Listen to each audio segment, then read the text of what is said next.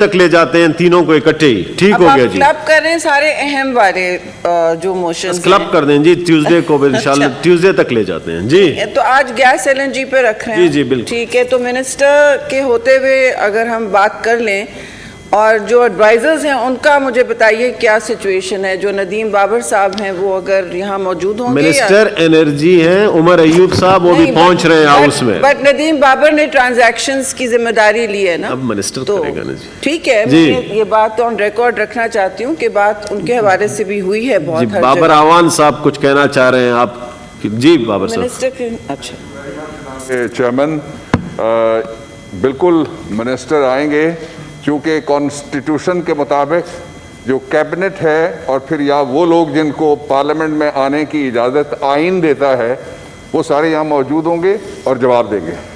Thank you ji. Senator शहरी रहमान साहब के आइन याद आया, इंशाल्लाह इसी तर्ज पर हम यहाँ बात करेंगे। चम साहब गुफ्तगू मैं समझती हूँ इस वक्त सारा मुल्क सरापा एहतजाज है और एक शदीद गैस की किल्लत का सामना कर रहा है। इस हवाले से आज भी अखबार में बात हुई है कि इंक्वायरी बिठा दी गई है और नेप्रा के तहत ये इंक्वायरी होगी।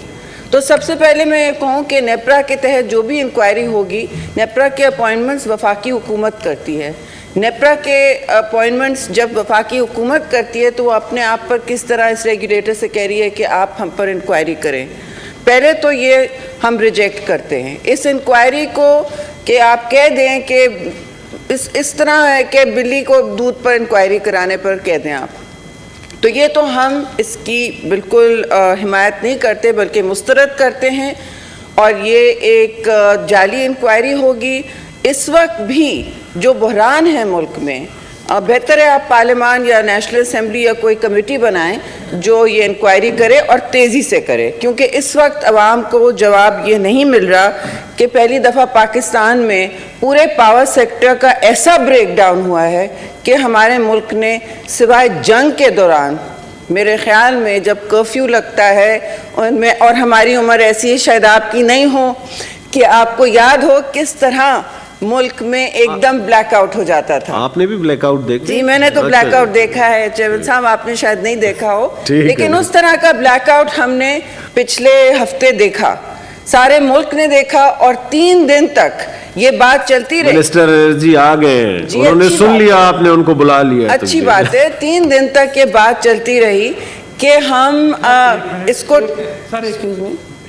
जी जी सर, ये दूसरी दफा हुआ है कि कोई मुअज़्ज़िज़ मुक़र्रर आपसे मुखातिब होता है और वज़ीर साहब दनदनाते हुए उसके सामने से गुजर जाते हैं। इससे पहले एक वज़ीर अली साहब हैं कराची वाले, वो कोई खिताब फरमा रही थी, वो दनदनाते हुए आज के बाद इस पे शो करो। आज फिर कम से कम इन वज़रा साहबान को पार्लियामानी अदाब से आप आगाह फरमा। ठीक है, शुक्रिया जी।